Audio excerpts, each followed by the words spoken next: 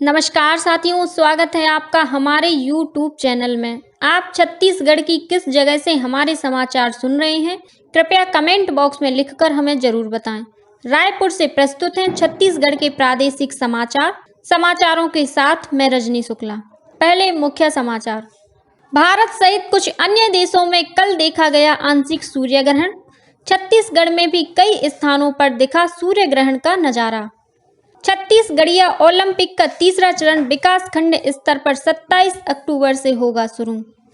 प्रधानमंत्री ने 30 अक्टूबर को आकाशवाणी पर प्रसारित होने वाले मन की बात कार्यक्रम के लिए लोगों से विचार और सुझाव साझा करने का अनुरोध किया। और आज मनाया जाएगा गोवर्धन पूजा और अन्नकूट का त्योहार। प्रदेश में गौठान दिवस का भी होगा आयोजन। अब समाचार विस्तार से। भारत सहित कुछ अन्य देशों में कल आंशिक सूर्य ग्रहण देखा गया। ग्रहण दोपहर बाद 4:29 पर शुरू हुआ और शाम 5:42 पर सूर्यास्त के साथ ही समाप्त हो गया। छत्तीसगढ़ में भी राजधानी रायपुर सहित कई शहरों में सूर्य ग्रहण का नजारा देखा गया। इस खगोलीय गतिविधियों को देखने के लिए बच्चे सबसे ज्यादा उत्साहित नजर आए। अगला सूर्य ग्रहण भारत में 2 अगस्त 2027 को नजर आएगा और यह पूर्ण सूर्य ग्रहण होगा। चंद्रमा जब सूर्य और पृथ्वी के बीच में आ जाता है तो इसे सूर्य ग्रहण कहते हैं।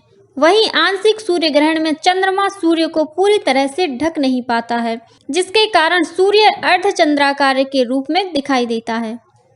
छत्तीसगढ़िया ओलंपिक का तीसरा चरण कल 27 अक्टूबर से शुरू होगा। विकासखंड स्तर पर आयोजित तीसरे चरण की यह प्रतियोगिता 10 नवंबर तक चलेगी। इसके बाद जिला स्तर पर 17 से 26 नवंबर तक, संभाग स्तर पर 5 से 14 दिसंबर तक और राज्य स्तर पर 28 दिसंबर से 6 जनवरी तक यह प्रतियोगिता आयोजित की जाएगी। इससे पहले राजीव युवा मैदान क्लब स्तर और जोन स्तर पर प्रतियोगिताएं हो चुकी हैं। गौरतलब है कि छत्तीसगढ़ के पारंपरिक खेलों को बढ़ावा देने, खिलाड़ियों को मंच प्रदान करने और खेलों के प्रति जन जागरूकता लाने के उद्देश्य से छत्तीसगढ़िया ओलंपिक खेलों का आयोजन 6 चरणों में किया जा रहा है। छत्तीसगढ़िया ओलंपिक में गिल्ली डंडा, पिट्ठूल, संखली, लंगड़ी दौड़, कबड्डी, खो खो, रस्साकसी, बांटी, बिल्लस, फुगड़ी, गेड़ी दौड़, भौरा, लंबी कूद और 100 मीटर दौड़ को शामिल किया गया है।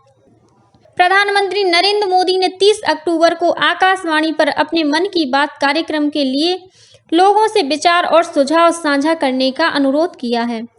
यह मासिक रेडियो कार्यक्रम मन की बात की 94वीं कड़ी होगी। प्रधानमंत्री ने कहा है कि लोग उन विषयों पर अपने विचार साझा करें जिसके बारे में उन्हें मन की बात कार्यक्रम की अगली कड़ी में बात करनी चाहिए। लोग नमो ऐप या माई GOV ओपन फोरम पर अपने विचार साझा कर सकते हैं। वे टोल फ्री नंबर 1800117800 पर भी डायल कर प्रधानमंत्री के लिए अपना संदेश हिंदी या अंग्रेजी में रिकॉर्ड करा सकते हैं। फोन लाइनें 28 अक्टूबर तक खुली रहेंगी। आज गोवर्धन पूजा और अन्नकूट का त्योहार मनाया जाएगा। अब तक लक्ष्मी पूजा के दूसरे दिन गोवर्धन पूजा और अन्नकूट का त्योहार मनाने की परंपरा रही है, लेकिन इस बार आंशिक सूर्य ग्रहण होने के कारण यह त्योहार लक्ष्मी पूजा के एक दिन बाद मनाया जाएगा। गोवर्धन पूजा के दिन गौ माता की पूजा की जाती है और उसे भोग अर्पित किया जाता है। मुख्यमंत्री भूपेश बघेल ने परंपरानुसार कल दुर्ग जिले के ग्राम जंजगिरी और कुम्हारी में गौरा गौरी की पूजा अर्चना कर प्रदेशवासियों की सुख समृद्धि की कामना की। इस मौके पर मुख्यमंत्री ने सोटा खाने की परंपरा निभाई और लोगों को दीपावली की शुभकामनाएं दी। इस बीच रायपुर कलेक्टर डॉक्टर सर्वेश्वर नरेंद्र भूरे ने कल खम्हार-डी के बालिका गृह पहुंचकर वहां रहने वाली बालिकाओं को मिठाइयां बांटी और उनके साथ दिवाली मनाई। इस मौके पर कलेक्टर ने बालिकाओं से बालिका गृह में रहने, खाने के साथ पढ़ाई आदि की व्यवस्था की भी जानकारी ली और अधीक्षक को बालिकाओं के लिए बेहतर सुविधाएं उपलब्ध कराने के निर्देश दिए। प्रदेश में आज गोवर्धन पूजा के साथ ही गौठान दिवस भी मनाया जाएगा। मुख्यमंत्री भूपेश बघेल ने इस अवसर पर प्रदेशवासियों को बधाई और शुभकामनाएं दी हैं। मुख्यमंत्री ने कहा है कि सुराजी गांव योजना के तहत प्रदेश में गौठान बनाए जा रहे हैं। इन गौठानों को मल्टी एक्टिविटी सेंटर और रूरल इंडस्ट्रियल पार्क के रूप में विकसित किया जा रहा है। गौठानों के माध्यम से पशुपालन को अर्थव्यवस्था से जोड़ने, लोगों को रोजगार दिलाने और जैविक खेती को बढ़ावा देने के प्रयास किए जा रहे हैं। राज्य में समर्थन मूल्य पर पंजीकृत किसानों से आगामी 1 नवंबर से धान की खरीदी की जाएगी, जो अगले साल 31 जनवरी तक चलेगी। किसान कृषि विभाग के एकीकृत किसान पोर्टल के माध्यम 31 अक्टूबर तक अपना पंजीयन करा सकते हैं। जिन किसानों ने पिछले वर्ष धान खरीदी के लिए पंजीयन कराया था, उन्हें फिर से पंजीयन कराने की आवश्यकता नहीं है। वहीं नवीन किसानों का पंजीयन कर धान की खरीदी की जाएगी। अब तक 24,05,000 से अधिक पुराने किसानों का पंजीयन आगे बढ़ा दिया गया है। वहीं 95,000 नए किसानों का पंजीयन किया गया है। इस वर्ष 110 लाख मीट्रिक टन धान की खरीदी का लक्ष्य रखा गया है। इसके लिए केंद्र सरकार की नवीन बारदाना नीति के अनुसार नए और पुराने बारदाने में धान की खरीदी की जाएगी। धान खरीदी को लेकर राज्य की सहकारी समितियों और खरीदी केंद्रों में तैयारियां अंतिम चरण पर हैं। समितियों में फड़, कांटाबाट, कंप्यूटर, आर्द्रता मापी यंत्र, ड्रेनेज सहित अन्य व्यवस्था की जा रही है। वहीं धान के अवैध परिवहन को रोकने के लिए जिला स्तर पर राजस्व, खाद्य, सहकारिता, मंडी, विपणन और वन विभाग के अधिकारियों की टीम गठित की गई है। राजधानी रायपुर के साइंस कॉलेज मैदान में आगामी 1 से 3 नवंबर तक राष्ट्रीय आदिवासी नृत्य महोत्सव का आयोजन किया जाएगा। महोत्सव में 9 देशों के जनजातीय कलाकारों सहित 28 राज्यों और 8 केंद्र शासित प्रदेशों के 1,500 से अधिक कलाकार शामिल होंगे। राष्ट्रीय आदिवासी नृत्य महोत्सव में इस बार 2 थीम रखी गई हैं। पहली थीम है फसल कटाई पर होने वाले आदिवासी नृत्य और दूसरी आदिवासी परंपराएं तथा रीति रिवाज। विजेताओं को कुल 20 लाख रुपए की पुरस्कार प्रदान किए जाएंगे। आदिवासी नृत्य महोत्सव के माध्यम से न केवल राष्ट्रीय अंतर्राष्ट्रीय स्तर पर जनजातीय कलाकारों के बीच उनकी कलाओं की साझेदारी होगी, बल्कि वे एक दूसरे के खान पान, रीति रिवाज और शिल्प शैली को भी देख तथा समझ सकेंगे। छत्तीसगढ़ की ओर से 9 देशों को आमंत्रण पत्र भेजा गया है। ये सभी देश पहली बार रायपुर में अपनी प्रस्तुति देंगे। इस महोत्सव में मोजाम्बिक, मंगोलिया, टोंगो, रसिया, इंडोनेशिया, मालदीव, सर्बिया, न्यूजीलैंड और इजिप्ट के जनजातीय कलाकार हिस्सा लेंगे। चिकित्सा महाविद्यालयों में MBBS, BDS, नर्सिंग और BPT में प्रवेश के लिए अभ्यर्थियों को आवेदन में की गई त्रुटियों को सुधारने और एडिट करने का एक और मौका दिया जाएगा। सॉफ्टवेयर में अपडेशन किया जा रहा है। काउंसलिंग के लिए पंजीयन की अंतिम तिथि 28 अक्टूबर की शाम 6:30 बजे तक बढ़ाई गई है। स्वास्थ्य सचिव R प्रसन्ना की अध्यक्षता में आयोजित काउंसलिंग कमेटी की बैठक में यह निर्णय लिया गया।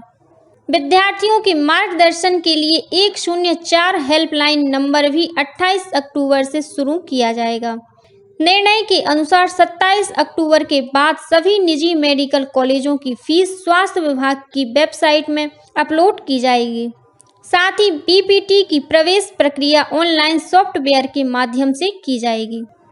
सार्वजनिक वितरण प्रणाली PDS के तहत राशन कार्डधारी आधार प्रमाणीकरण द्वारा प्रवेश में अपनी पसंद की किसी भी उचित मूल्य की दुकान से पोर्टेबिलिटी के माध्यम से खाद्यान्न का उठाव कर सकता है। इसके लिए प्रदेश की 13,401 राशन दुकानों में ई-पास मशीन स्थापित की गई है। इनमें से लगभग 12,500 राशन दुकानों में ऑनलाइन आधार प्रमाणीकरण के जरिए और शेष दुकानों में ई-पास मशीन के माध्यम से ऑफलाइन राशन सामग्री का वितरण किया जा रहा है। खाद्य विभाग के अधिकारियों ने बताया कि राशन दुकानों से खाद्यान्न प्राप्त करने में किसी भी प्रकार की परेशानी होने की स्थिति में राशन कार्डधारी विभाग के टोल फ्री नंबर 1800-233-3663 तथा 1967 पर अपनी समस्या या शिकायत दर्ज करा सकते हैं। वैश्विक आयोडीन अल्पता विकार निवारण दिवस के उपलक्ष्य में प्रदेश में इन दिनों आयोडीन अल्पता विकार नियंत्रण के बारे में जागरूकता अभियान चलाया जा रहा है। यह अभियान 27 अक्टूबर तक चलेगा। इस दौरान आयोडीन की कमी से होने वाले विकारों से बचाव के संबंध में जन जागरूकता लाने के लिए अनेक कार्यक्रमों का आयोजन किया जा रहा है। साथ ही जिला मुख्यालयों सहित स्वास्थ्य संस्थाओं में लोगों को आयोडीन युक्त नमक के प्रयोग के लिए भी प्रेरित किया जा रहा है। भारत निर्वाचन आयोग ने राष्ट्रीय मीडिया अवार्ड के लिए मीडिया संस्थानों से आगामी 30 नवंबर तक नामांकन आमंत्रित किए गए हैं।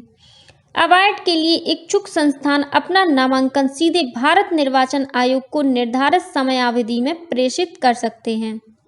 गौरतलब है कि भारत निर्वाचन आयोग द्वारा मतदाता जागरूकता के क्षेत्र में उत्कृष्ट कार्य करने वाले मीडिया संस्थानों को 4 श्रेणियों में बांटा गया है। यह श्रेणियां हैं print media, electronic media television, electronic media radio और ऑनलाइन सोशल मीडिया इंटरनेट। और अब कुछ अन्य खबरें संक्षेप में।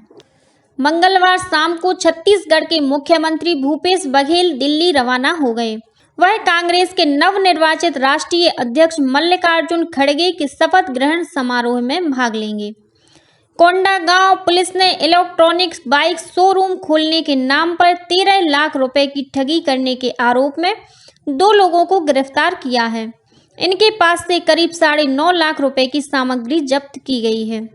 सूरजपुर जिले के प्रतापपुर विकासखंड के टूडू डांड में जिला स्तरीय जन समस्या निवारण शिविर अब 28 अक्टूबर को आयोजित होगा। इसके पहले यह शिविर 27 अक्टूबर को होने वाला था और बिलासपुर स्थित एक मॉल में अचानक आग लग गई। हालांकि इस घटना में कोई जनहानि नहीं हुई है। बाद में फायर ब्रिगेड की मदद से आग पर काबू पाया गया। इसी के साथ छत्तीसगढ़ के समाचारों को ये बुलेटिन समाप्त हुआ। नमस्कार।